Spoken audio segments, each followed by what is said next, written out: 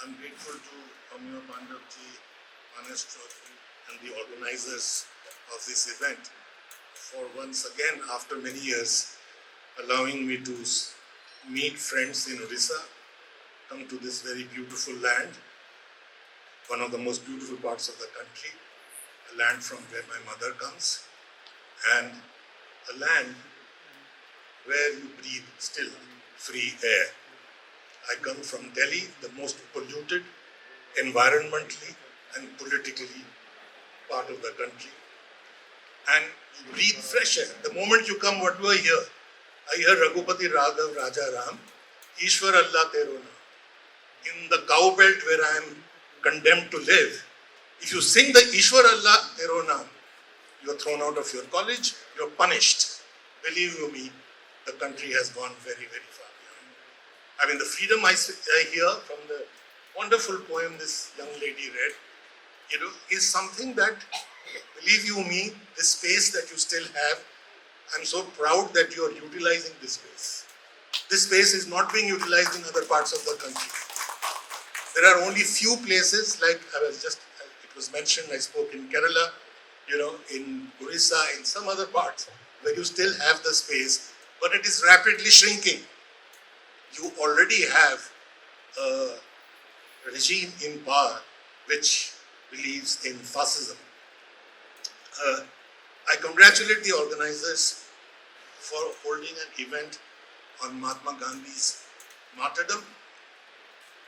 As was mentioned, the event naturally has stopped by those who had something to do with the martyrdom. So naturally they're not going to write about it or have meetings on it. But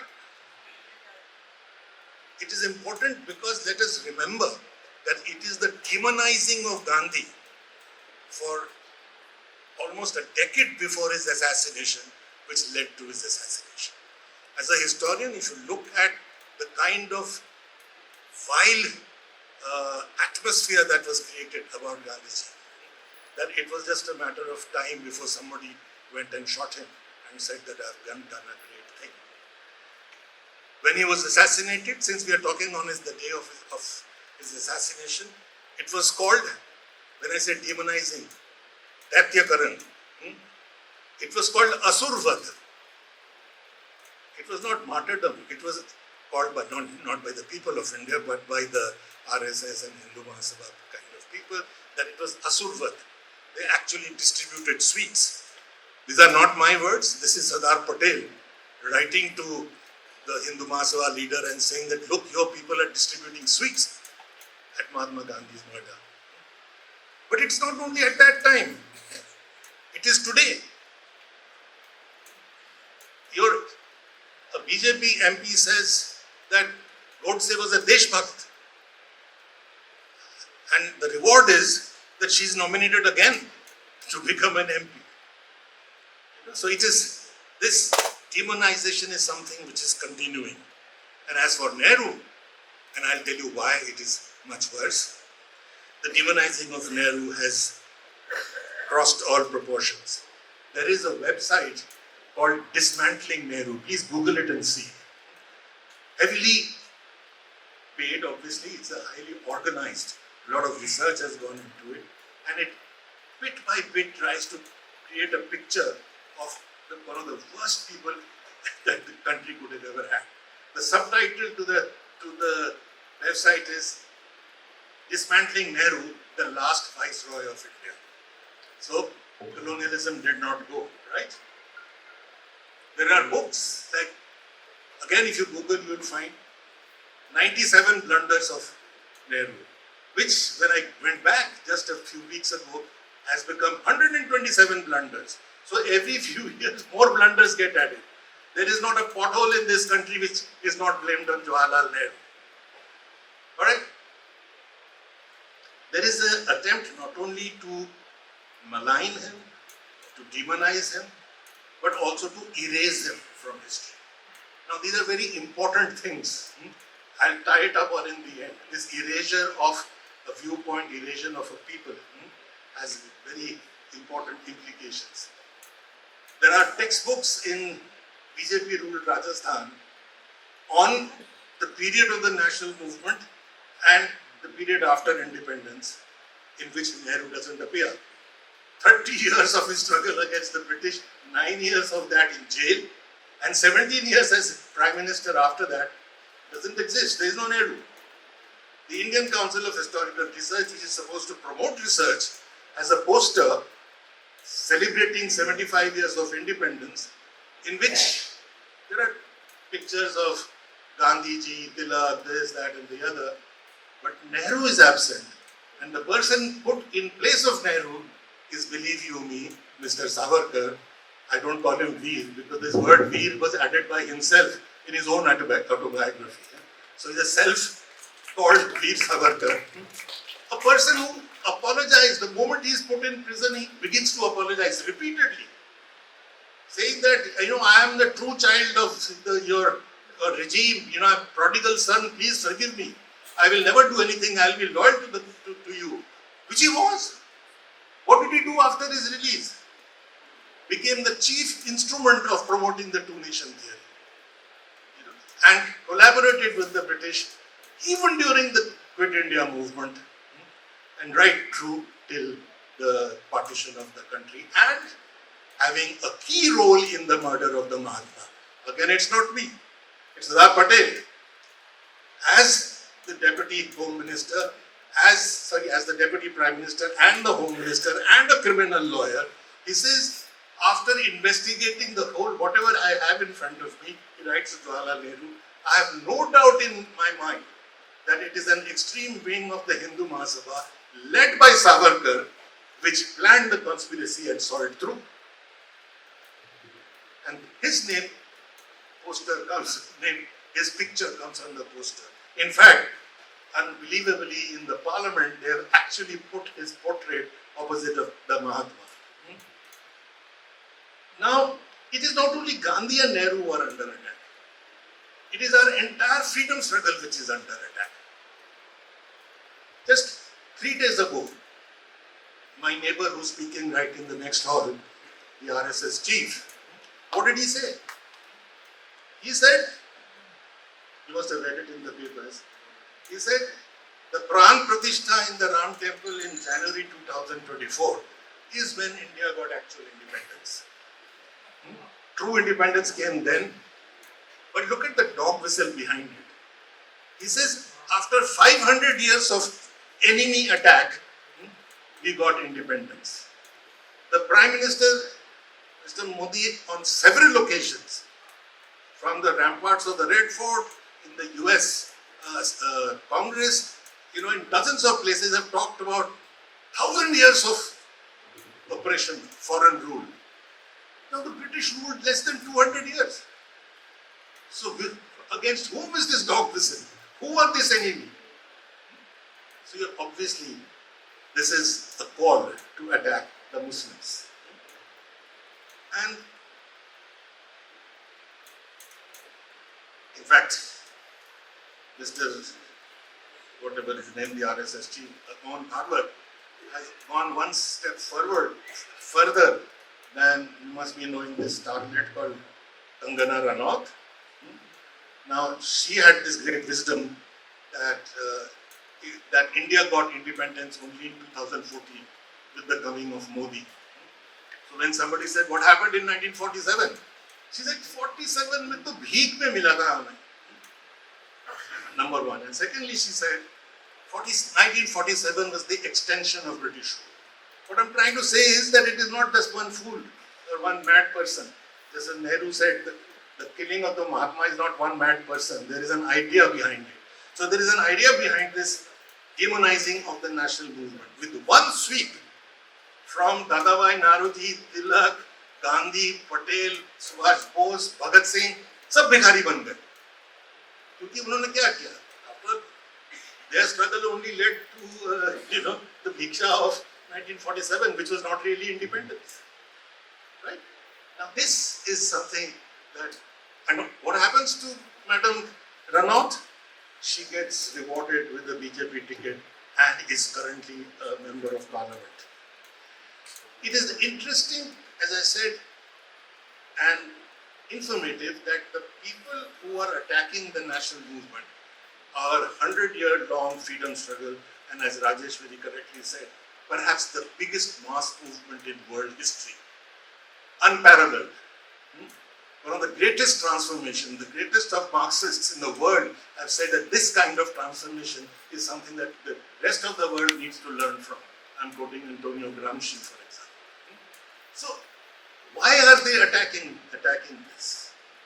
Two reasons. One, because they want to occupy the nationalist space. After all, they're the ones who are now saying nationalism, nationalism, nationalism, and we are the anti-nationals, those Deshdrohis. So when you want to occupy the nationalist space, you have to dislodge the actual nationalists.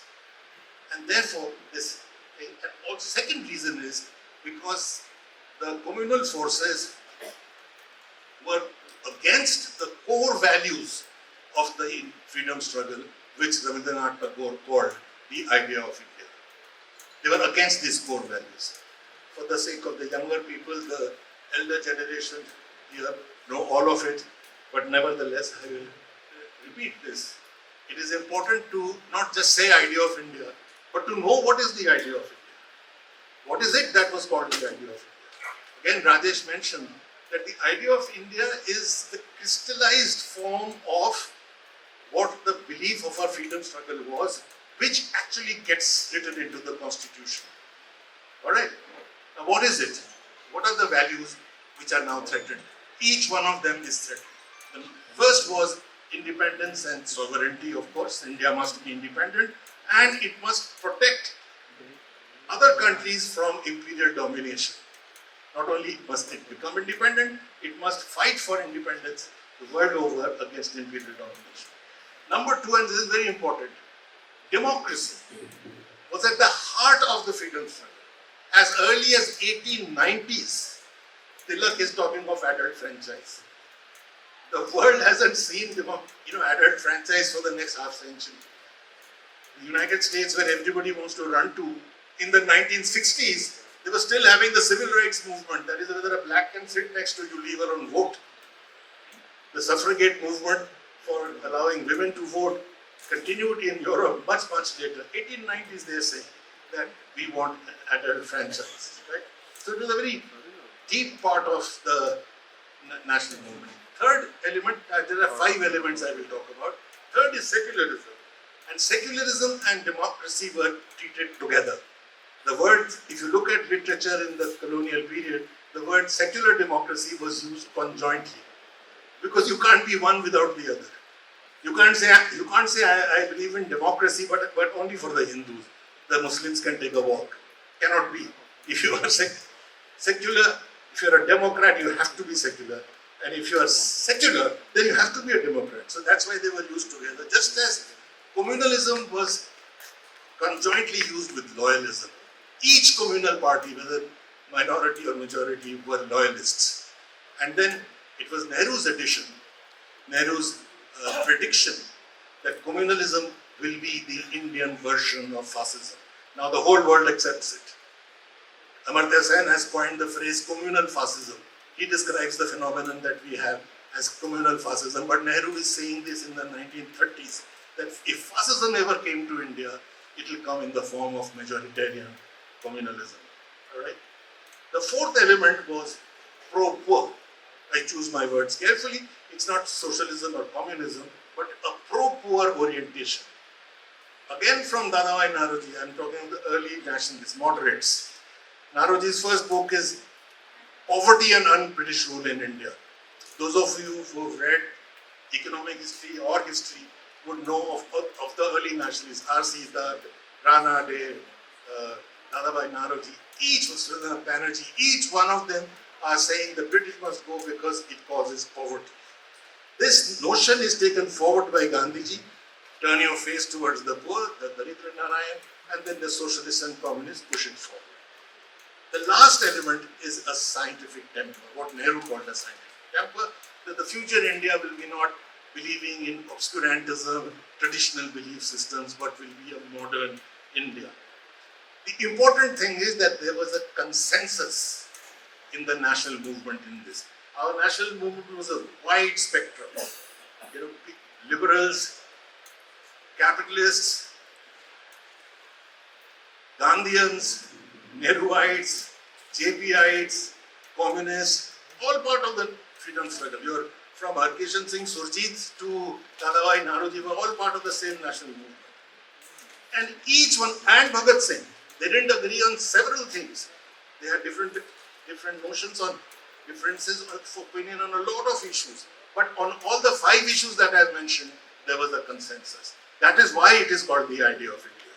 It is not Gandhiji's view or Nehru's view. It is the idea of India, of the civilizational value of that has been brought out, on which I can talk later if there are questions. The only people who did not agree with it were the loyalists and the communalists. They did not subscribe to any of the idea. What I'll do is very quickly give you a brief survey of how Gandhiji and his chosen successor, I say it for a reason, Nehru, fought for these values. And maybe we can learn something from it when we despair in today's times, as Rajesh was saying. Things, Rajesh and Mr. Patnaik we made a very, Mr. Nayak made very important points about what is happening today. Now, what can we learn from them? Firstly, I wanted to just quote you Gandhiji, because he had an inimitable way of expressing something using idiom which carried the meaning far beyond a scholarly explanation would. He says, some people say that Jawahar and I are estranged, that we do not agree with each other. He says it's baseless. Then he says, you cannot divide water by repeatedly striking it with a stick. पानी में बार बार डंडा मारो तो पानी divide ही हो जाता है. Now, how important? Today there is not a single right-wing leader who doesn't continuously try to point out differences within the national movement. Nehru versus Bose, Gandhi versus Bose, Gandhi versus Bhagat Singh, as if the national movement was fighting against each other rather than the British. So it is this that Gandhiji is pointing out, that we may have differences. You see, people of a lower order, mental and moral, cannot even understand, cannot even begin to understand our national movement. Nehru's autobiography, the whole book is a critique of Gandhi. The whole book. And Gandhiji chooses him as his successor. I mean, that you can have differences of opinion and you can yet combine for a higher cause. Bose leaves the Congress, forms the forward bloc, goes out and forms the Indian National Army. And what does he name his brigades? Gandhi Brigade, Nehru Brigade, Maulana Azad Brigade. Anyway, these people won't understand. But what Gandhi says after that, I've always said, not Rajaji, not Sardar Vallabhbhai, but Jawahar will be my successor. When I am gone, he will speak my language too. Gandhi had judged Nehru very well, because as it happened, with the murder of the Mahatma within 6 months of independence and Sardar Patel dying in 1950, the entire burden of implementing the idea of India in a newborn state fell on Jawaharlal Nehru. And it is the story of that period is heroic, the Herculean effort that Nehru made at that time. Now let me give you an example. Rajesh is sitting here. The economists very correctly use this notion of initial conditions. If you don't have a notion of initial conditions, then you can't make comparisons. Those who are now criticizing Nehru ki ye nahi kiya, wo nahi kiya, first thing you have to say is, where does he start from? Where he starts from is what Rabindranath Tagore had very beautifully described. He said one day the British will have to go. But when they go, what mud and filth will they leave behind? The mud and filth that was left behind, I won't bore you with statistics, but except a few, just to give you a feeling of what it was in the 1950s. Average life expectancy was less than 30. Average. That means well-to-do people must have lived longer, but think of the poor. I would have been dead 45 years ago if I was the average in that time, right? Average life expectancy less than 30, famine-ridden country, 3 million people died 4 years before independence. 84% of your people illiterate, 92% of women illiterate. And on top of all that, the British left a deeply divided country, which was a country in which people were massacring each other. 500,000 people died in the partition riots. That is what he inherits. And it is from this mutton filth that you want to build secular, democratic, pro-poor, scientific country in the future. It was a great task. The biggest challenge to the idea of India came at independence itself, as is evident. The period 46 to 48 can be described as a Holocaust-like situation. Situation was like what it was in Europe under Hitler. 46, the great Calcutta killings are done by the Muslim League. Then again communal killings in Noakhali. Then revenge killings of Muslims in Bihar. Then the partition riots in Punjab. As I said, the country was boiling, with communal hatred. 500,000 people killed, 6 million refugees, homeless. That is the situation that you are talking about. On top of that, the Mahatma is murdered in 1948 by, as you know, a Hindu communalist close to the, I described his antecedents as quoted by Sardar Patel. And Nehru said this was not a madman act. He writes in the letters to the chief ministers that this was a planned, organized attempt by an organization, and he means the RSS, to do several such murders, create a situation of disorder, and use it to change the nature of the state. That is, do a coup. The word he uses is coup.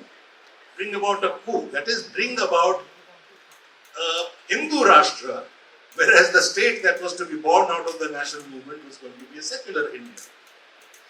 The reason why they hate Nehru so much was, Gandhi and Nehru, that under their leadership, our country took away this cherry, this low-hanging fruit from the BJP, so the ancestors of the BJP and the RSS. They would not allow this to happen. What did Gandhi do in this situation? A bit of that story needs to be told when we despair. When this riot situation is happening, Noakhali is happening. Noakhali is a remote part of what is now Bangladesh. Gandhiji lands up there trying to stop the riots, to make people understand. This is when the transfer of power is happening. The biggest event, I say it with great confidence, of the 20th century. The transfer of power to India broke down the colonial system globally, one after the other. It was the first major attack on colonialism. And the leader of that movement is nowhere around. Where is he? He is walking the streets of Noakhali, village after village, on foot. He throws away his companions, he goes alone, takes the risk, walks, and because that area was under Muslim League, they would throw broken glass and human refuse on his path. So Gandhiji's response was to take off his sandals. What in Christian language they called crucifixion of the flesh. He was punishing himself. When he was asked, Gandhiji, when will you return? The leaders have to run all the way to Noakhali to consult him. How long will you be there? He said, as long as it takes. And you know how long he remained in Noakhali? From November 1946 till February 1947. 4 months he remained on the streets. He said, what use is this independence if the soul of India has been destroyed? He said, I haven't fought for the independence of this country to create monsters who slit each other's throat. The soul of India for him, since the time he joined the national movement in India, was Hindu-Muslim unity. As he comes to the National Congress, Indian National Congress in 1920, he reorganizes it. One of the first conditions of joining the first non-cooperation movement was you must believe in Hindu-Muslim unity and you must fight against untouchability. This was raised. Both these issues Gandhiji took up it right at the beginning. Okay. On top of that, what Gandhi does, the day of independence, 1947, 15th August, in Calcutta there was the fear that the Muslims will be massacred in response to the 1946 Great Calcutta killings against the Muslims. So Suravardi, who was a Muslim League leader, goes to Gandhiji and says, Gandhiji, you have to do something. You have to come and protect us. He said, yes, I will walk the streets of Calcutta alone, provided you come with me, and we'll walk the streets. And they did, and not a shot was fired. And that is when Mountbatten said that Mahatma Gandhi is a one-man boundary force. He writes, Mountbatten, that with all my troops and arms, police and everything, we could not stop the massacre in Punjab. And Gandhiji single-handedly was able to stem the riots. Gandhiji's last fast, weeks before he is murdered, was in Delhi, demanding that Muslims who have been thrown out of their houses, because the refugees coming in from Punjab were throwing out the Muslims, destroying their mosques, throwing them out of their houses. They were all put into the camp, which is now the Firozshah Kotla camp, it was called. Gandhiji said, till every Muslim is returned to his home, till their mosques are not repaired, I will die. Such was the national pressure that even RSS had to go and say, okay, we will stop this. But they, of course, therefore had to remove this thorn in their neck. Gandhi and Nehru were not afraid of the Muslim world, as our current political class is. They are afraid that if we say Muslim, then we will lose the Hindu communal vote. They were not worried about that. As Nehru says, I want to quote him, he says, in the atmosphere in which it was undertaken, the last fast, it displays a degree of heroism of which only Gandhiji was capable, which is undoubtedly a fact. To be able to take a fast saying that the Muslims must be brought back at a time when people are returning from, losing their homes, their families massacred from West Pakistan from Punjab, West Punjab into here, took an enormous amount of courage. After Gandhiji dies, Nehru says it fell upon him now to save this notion of the nature of the Indian state. And what he does is, again very interesting, the first general election, 1951-52, he turns into a referendum, virtually. He travels about 25,000 kilometers without a 9,000 crore plane, and he speaks directly, as I am speaking to you, to 1 out of 10 people in the country. And he's not alone. I mean, the whole nationalist leaders are at it. The single question that do we want a Hindu Rashtra which will be a mirror image of Muslim Pakistan, or do we want a secular India? 96% of the Indian people, 94% of the Indian people voted for a secular India.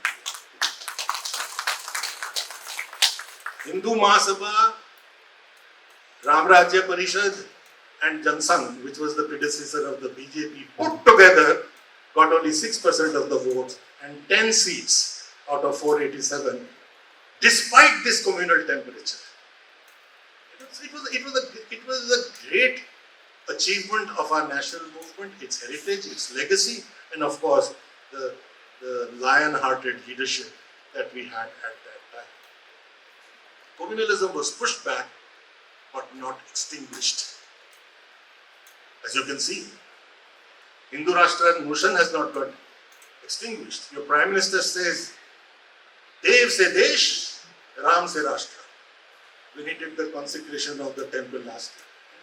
Back to Hindu Rashtra notion. Their pain in their heart is that we are not only not in power in the states, we are in power in the center with an absolute majority. And we believe in Hindu Rashtra, and there is no Hindu Rashtra in the country. Young girls like that can read out poems which tell you that we are not a Hindu Rashtra. And that is why the shift towards fascism. You have to stop these voices. You have to kill the press. You have to kill the media. You have to scare the intelligentsia. You have to destroy universities like mine, where independent people speak. And that is the direction you are seeing the country move towards. Nehru had some good advice after winning the first election. In my book that I see in some of your hands, I have written extensively on this. After winning the election, he says, just winning an election is very important. But just winning an election and putting these RSS guys in jail, which they did, 25,000 of them, they banned the party. Banning a party, putting them in jail and winning an election, it is all very important, but not enough. We need to do two things. First, we need to have an ideological battle.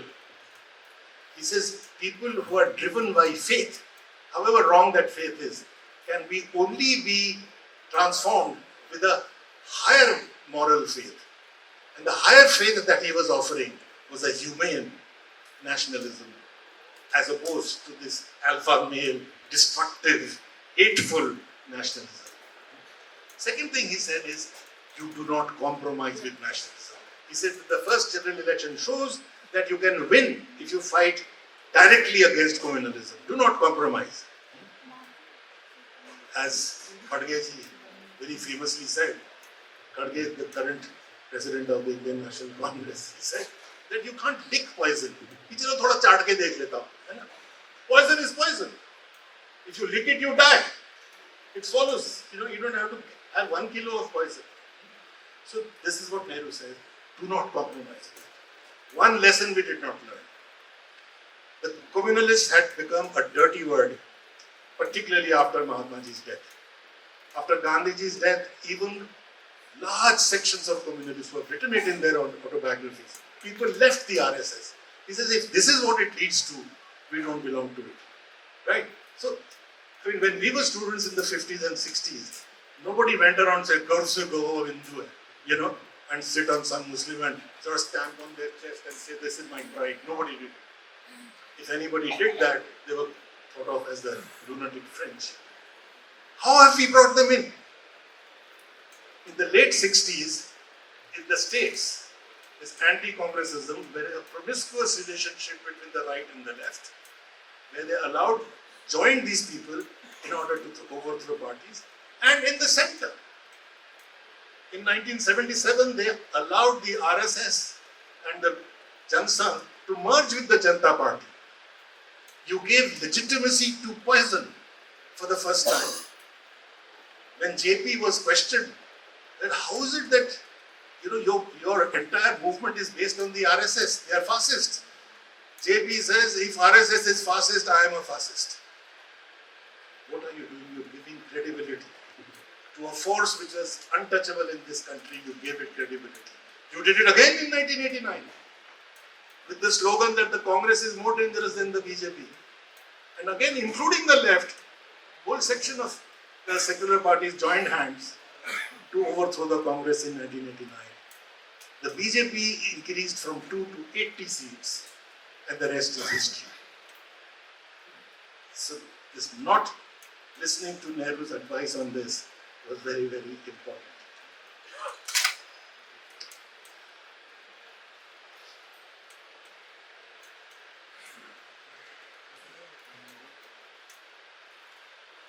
The result of that is that today, the fact that we did not have, even when the secular forces were in power, though we had been writing about it then, 2004 to 14, after the Gujarat riots, after you've seen what communalism does, the secular forces get 10 years in power. What do? Do they do anything of the what Gandhiji and Nehru did? You must have heard of the film Nobody Killed Jessica. So we repeated that. Nobody destroyed the masjid. Nobody killed Judge Loya. Nobody did the Gujarat massacre. Nobody got punished. It just happened. By chance, अपने आप मस्जिद गिर गई और वो बेचारे खुद ही मर गए मुसलमान. Now the result of that is that today people openly, without fear of the police, in front of police stations, sir, believe you me, I have seen it with my own eyes. are making calls for genocide. The sadhus and sants saying that arm yourself, idhar udhar paise telephone or yes, TV mein mat kharcho. Arm yourself. Inko marna hai Musliman. Public. The price you pay for compromising, licking the poison. Next, we come to democracy. The communalism was the first threat. The second is democracy. I know I'm trying your patience a lot because it's late in the evening. So I'll try and make it brief as possible. For the national movement, for the Indian nationalists, beginning from Raja Ram Mohan Roy, Tilak, Gandhi, Bhagat Singh, etc., the central element in democracy was civil liberties. I mention these people because they all went to jail, not Ram Mohan Roy, but Tilak, Gandhi, Bhagat Singh, Surendra Banerjee, they went to jail fighting for the freedom of the press. And they were all put in jail under the famous section 48A, under which, as you know, now anybody who speaks up, all the Deshdois are picked up. So for them, for the national movement, civil liberties was of the essence. And I want to quote you again because nobody can do it better than Gandhi. What he means by that. Gandhi says, we must make good the right of free speech and free association. Free speech and free association before we make any further progress towards our goal. We must defend these elementary rights with our lives. And then he goes on to define what freedom of speech and freedom of association means. He says liberty of speech means that it is unassailed even when the speech hurts. Liberty of press can be said to be truly respected only when the press can make the severest comments against you. And freedom of association, he says, is truly respected. You won't believe that Gandhiji is saying this. When assemblies of people can discuss even revolutionary prospects. That is, each one of them is in. In Delhi, you cannot hold a meeting like this. In the Gandhi Bhavan, you cannot hold a meeting like this. In the CPM own space, the Harkishan Singh Surjit Bhavan, they were trying to hold a meeting during G20, suggesting what should be the agenda of G20, disrupted by the police. Thrown out, all the top leaders were thrown out of that building. So it's gone. Media is Godi media, freedom of association, except in spaces like this, is gone. And Gandhiji says, again, I want to say this because it's a wonderful, it stays in your mind. He says, he uses the imagery of water to describe what civil liberty is. He says, civil liberty consistent with observance of non-violence is the breadth of political and social life. It is the foundation of freedom. There is no room there for dilution or compromise. It is the water of life. And then he says, have you ever heard of water being diluted? In other words, it's something that you non-negotiable. And it is this tradition. And further, Gandhi says, and practices, he says, democracy is when you allow the opposition. This notion that Gandhi was a dictator and he sort of forced his way through is complete rubbish. The first movement that he leads, the 1920 non-cooperation movement, is put to an open vote in the Congress session, in which 1,880 people voted for Gandhi's resolution for non-cooperation, and as many as nearly 900 voted against. There are several examples of this, but the example I love is the following. You know the 1942 Quit India movement, biggest mass movement that happened in India. 10,000 people died, and in the Gandhi Maidan where Gandhiji is going to give this speech, everybody knows that this is going to be the last big battle with the British. Huge crowd collects in Chowpatty in Bombay, and 13 communists get up. Because communists at that time had changed their line and had said that at this time, because Soviet Union was under attack, at this time the battle is between fascism and the Allies, and we cannot do anything against the Allies because Britain is part of it, so we will not support. And people thought, boy, these 13 people are going to be beaten. The moment they sat down, Gandhiji gets up and this is what he says. He says, I congratulate the 13 friends who voted against the resolution. In doing so, they had nothing to be ashamed of.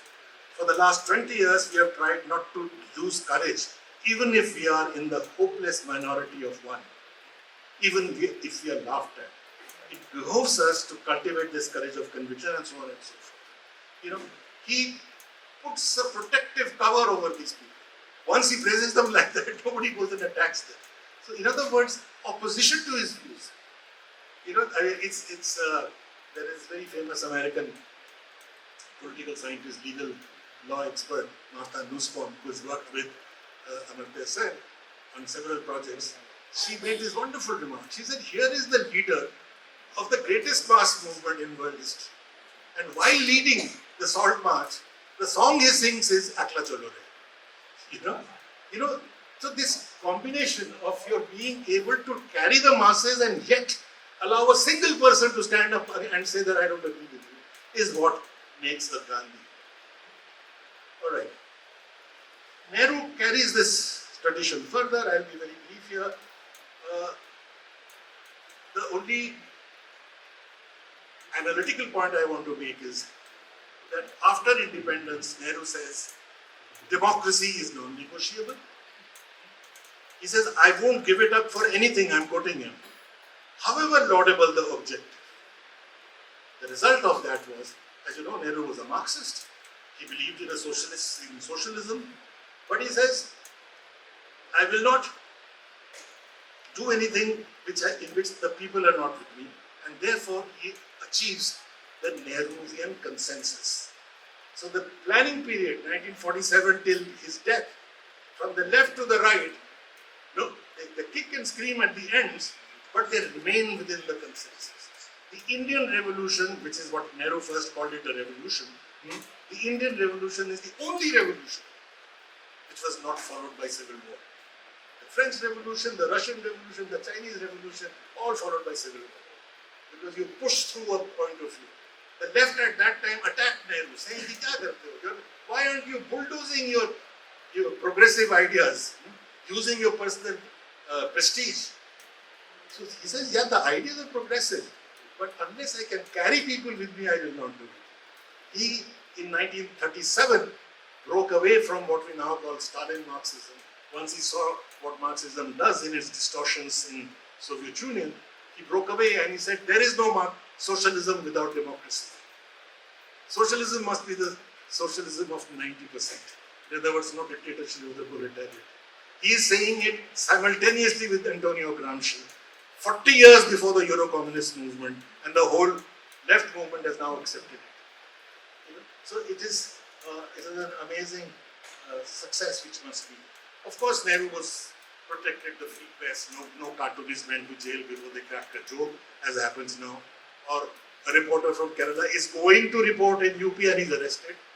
No, the question did not arise of any such thing. The respect for Parliament, Nehru would sit through sessions. Even when he was old and infirm, even when he was sick, when the China attack occurs, and there is a lot of noise created, he holds a special session of Parliament to answer all the questions critiquing his position on China. Contrast it with today. You cannot discuss China in Parliament. You cannot discuss Adani. You cannot discuss China. You cannot anything. Say national security. Nehru's time, this is not how things were. He said very famously in June 1950, I want a strong opposition, as if predicting what is going to happen. He says, I do not want India to be a country in which millions of people say yes to one man. And what we have created is a country where everybody has to say yes to one man. A country where the government wants to be opposition mukt. There is no shame in saying it. Congress mukt, Andolan Jivi mukt. Andolan Jivi is what? People who are doing struggle, movements. So we don't want them. They are called parjeevis by our Prime Minister. Parasites. Amnesty International मुक्त, NGOs मुक्त, left liberals मुक्त, Lutyens Delhi मुक्त, Khan Market gang मुक्त. I don't know how people like to survive. You're not supposed to be as journalists anymore. Lastly, since there are a lot of students and many from JNU, and many would have seen that under Nehru's statue in JNU, the following is written. This is what he said when he was giving a valedictory or an inaugural talk at a university. He said what a university should be. I want to read it out to you. He says a university stands for humanism, for tolerance, for reason, for the adventure of ideas, and the search for truth. If universities discharge their duties adequately, then all is well with the nation and its people. And then again, as if foreseeing what is going to happen, he says, but if the temple of learning itself becomes a home of narrow bigotry and petty objectives, how then will a nation prosper or a people grow in stature? And what we are witnessing today is our university system, our education system, being turned into what Nehru called narrow bigotry with petty objectives. Attack the best institution. My university, Jawaharlal Nehru University, where I taught for 45 years, has been rated as the best for donkey's years, including under the BJP regime. It is still rated as the best. But it was attacked since 2016. Our students were picked up and put in jail without trial for 4 years. Omar Khalid is my student. Sajil Imam is my student. In jail, partly because the name is Muslim. Omar Khalid's colleague who worked with them, Anirban Bhattacharya, also my student, happens to be a Brahmin and a Hindu. At least got bail. He's not out still.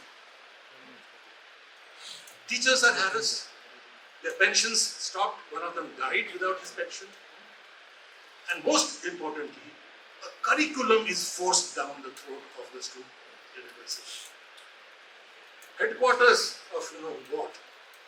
Decide what your curriculum will be. The RSS headquarters will decide what curriculum will be. In JNU, we did not allow the UGC to tell us what the curriculum would be. We said UGC is a funding agency. What do you know about what the curriculum? We didn't allow our vice chancellors to decide what the curriculum will be. Vice chancellors know one subject. And Rajesh will bear me out. Vice chancellor cannot be a physicist, economist, a historian, everything. Curriculum will be decided by experts in the field, by academics. Historians should decide what history is, not your prime minister and home minister with degrees in entire political science, which cannot be found. They've looked and they've looked and they've looked. And they're telling us. Prime Minister says from the rooftops in newspaper, every word I say has a footnote. In my book, you will see where he said it, where it was reported, how many newspapers reported it, etc., etc. This is that, what we have been taught is a distorted history.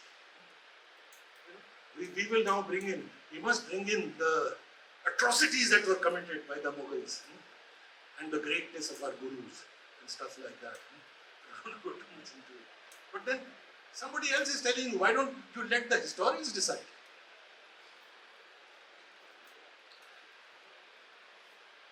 What is being done to our universities is not accidental. This is what all fascist regimes do. The model is what Hitler did to Frankfurt University. Frankfurt University was the best advanced university in Germany. You must have all heard of Peter Drucker, the great management guru. He used to teach there, and he has written them in his memoirs how Frankfurt University was destroyed. And as if somebody here has read it, and step by step, we are trying to destroy our university system in the same manner, so that our future generation will be bigoted morons and not thinking intellectuals who can ask questions, who can dare to stand up and speak truth to power. That is what our national movement taught us. Speak truth to power. Handful of people in the 19th century with a far more repressive regime than the current regime is. When people say कि हम क्या करें जी, police भी उनके पास, पैसे भी उनके पास, press भी उनके पास, हम क्या करें?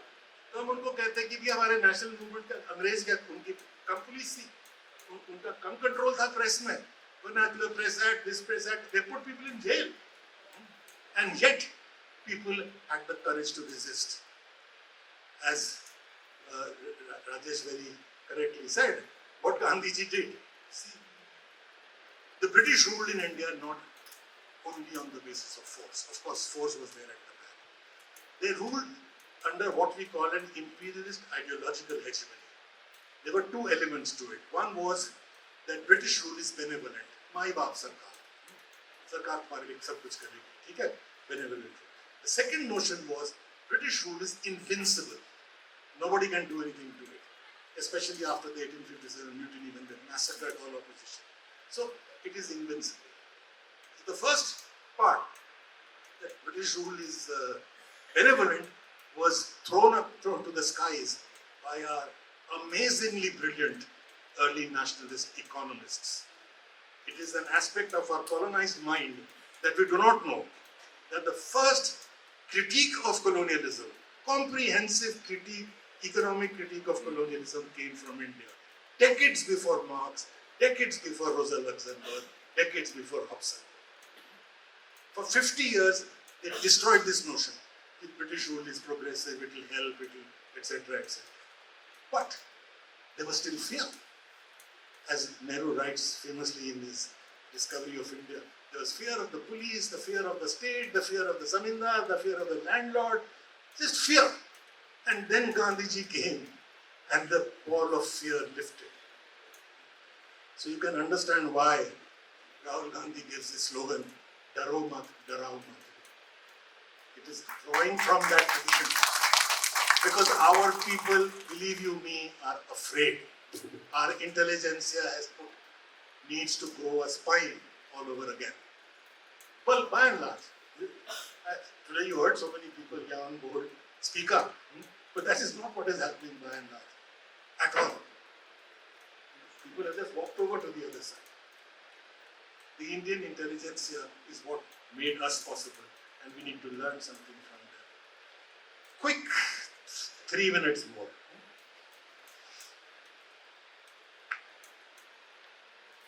I didn't discuss this issue of independence and sovereignty, except to say that Gandhiji created the conditions for getting independence by taking away fear. I wanted to make the other point that what Nehru does at independence is something that is forgotten. Nehru says we have got political independence, but in 1947 we are still economically and technologically dependent on the same countries from whom we got independence. This is what in political economy we call neocolonialism. So Nehru is saying that we are in a neocolonial situation.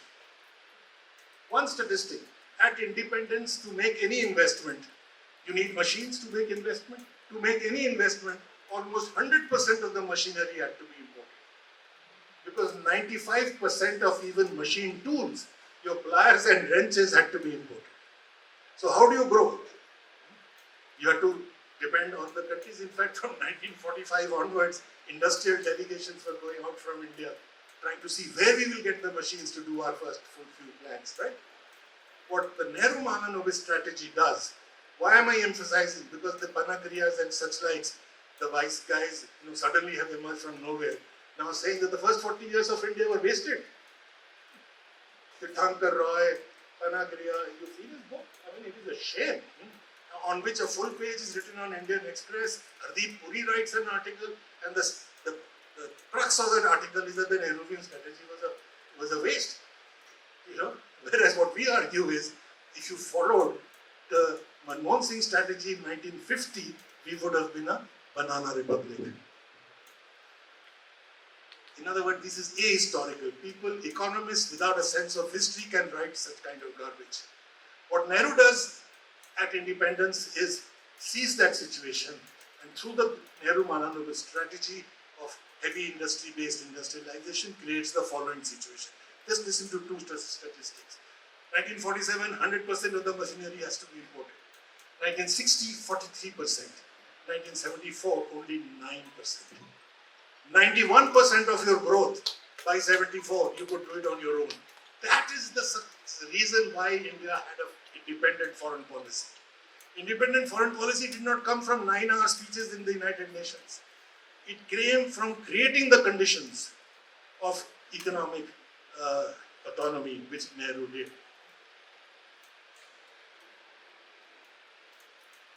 I'm skipping because I said 3 minutes. The second thing that he did was he anticipated the knowledge revolution. We missed the bus, the first industrial revolution, the second industrial revolution. We missed the spurt in the Second World War because we were still a colony. Nehru was not going to let India miss the next revolution, which was the information and the knowledge revolution. So if you look at the 1950s, pick up any planned document of that period. It is not only the steel mills and the Bhakra dams and this and the other. It is the setting up of, believe you me, every institution that you've heard of. Every. IITs, IIMs, AIMS, the Bhabha Atomic Research Center. India goes critical. A nuclear reactor goes critical by 1956. Just imagine, the ISRO. And not only in this area. The Lalit Kala Academy, the Sangeet Natak Academy, the Film Institute, the National Institute of Design. As I said, name an institution which did not come up in Nehru's time. And today we are the beneficiaries of that. It is your IIT graduates, etc., who are sitting in the United States and funding the BJP. It's an immoral activity. You do not kick the ladder which helped you to climb. You don't climb on somebody's shoulder and then throw them out. It is what Nehru did in the 50s and 60s, which has enabled us to open up in 1991. It has helped us to participate in the global information revolution, so that today more than half your GDP is from the service sector. Am I right? More than half your GDP. And what is the service sector based on? Knowledge. So as I said, the beneficiaries of the Nehruvian ingress are the people who are now criticizing. As I said, it is immoral, apart from being stupid. In Hindi, we call it namak harami. My last 1.5 minutes. As you know, in JNU, minutes are a little longer. So, the pro-poor orientation, the Garib Nawazi, as it is called. Nehru says that independence, political democracy is not enough. Unless we have economic democracy, it is not democracy.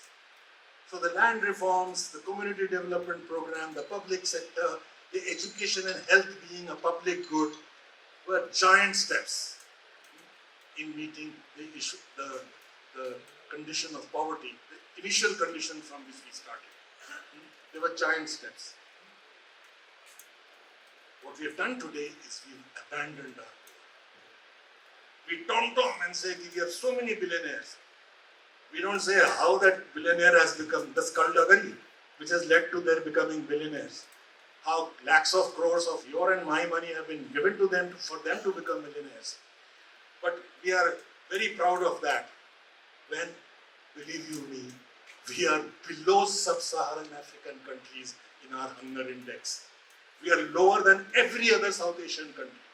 Bangladesh, Nepal, Sri Lanka, we are lower than them in the hunger index. Half our children are malnourished.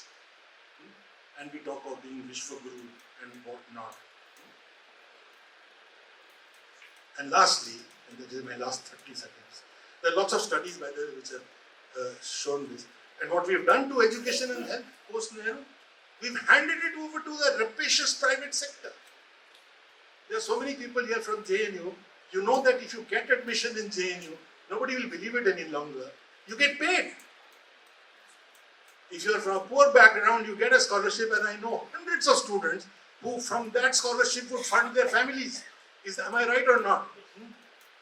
From that situation, if you want a decent education in Delhi, you have to go to Ashoka.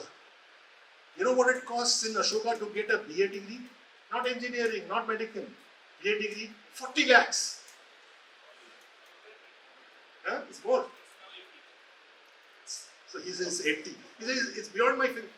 I, Rajesh, I know so many people here who would not be educated. My parents could not send me to a place which costs 40 lakhs. So we are destroying that whole system. Anybody who has money sends their kids abroad. India was famous for third world country people coming to study in India. JNU had people coming from the first world. I had students from the United States, from France, from England, who have done PhDs with me. And now we are going to unknown places. Some of those places I get to know the names of when there is some trouble there and our students are thrown away. कोई China में घुस गया, कोई Ukraine में बैठा है, कोई कहाँ बैठे, you know. I mean, it's an utter shame, utter shame. Last, scientific temper. Last, but I need not speak much on it. In my book also, everybody says, आपने scientific temper में इतना कम क्यों लिखा? Scientific temper is a word that was created by Nehru in the discovery of India. It's his phrase. And it is in our constitution, Article 51A, that it's a constitutional duty to have the scientific power. What have we done to it? The Prime Minister says that Lord Ganesh got his elephant snout because of plastic surgery that was known in ancient India. He said it in a hospital in front of doctors and the film stars and everybody, and nobody had the courage to get up and walk out at least. And I said the intelligentsia needs to grow a spine.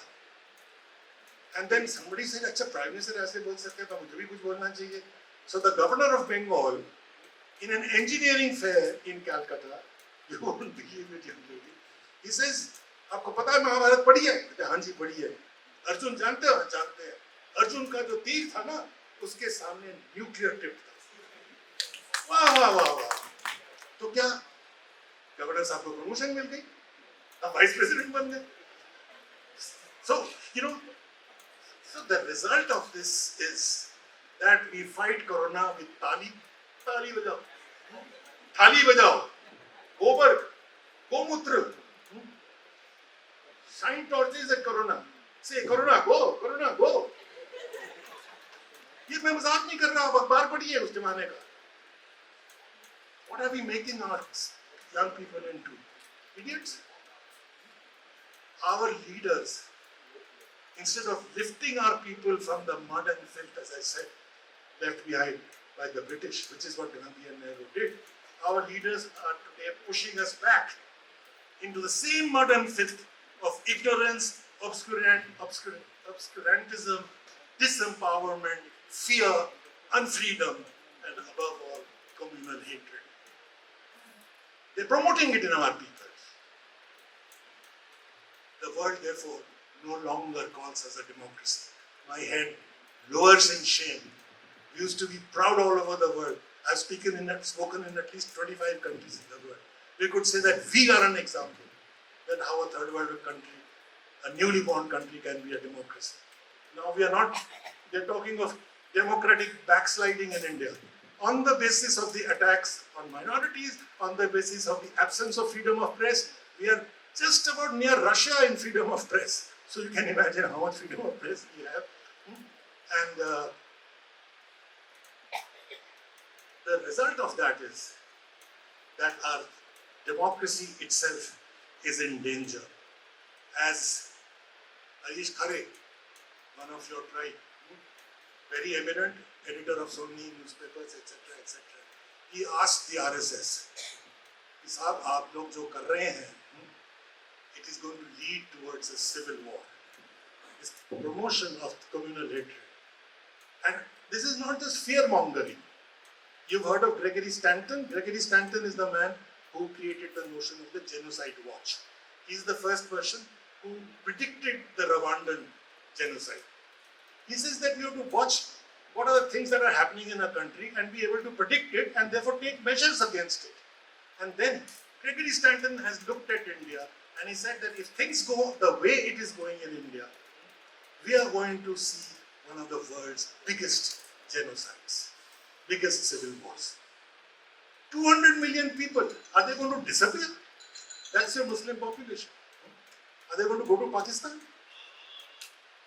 You're creating a civil war-like situation, which is not only going to destroy our democracy, our idea of India, it is going to destroy our country. And mind you, it happens. It has happened in Yugoslavia.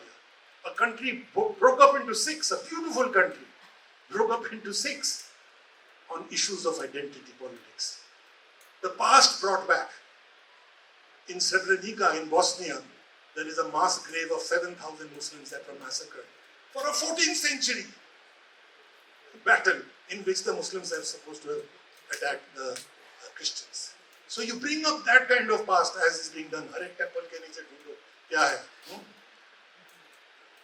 पहले तो चोली के पीछे ढूंढते थे, अब temple के नीचे ढूंढते हैं.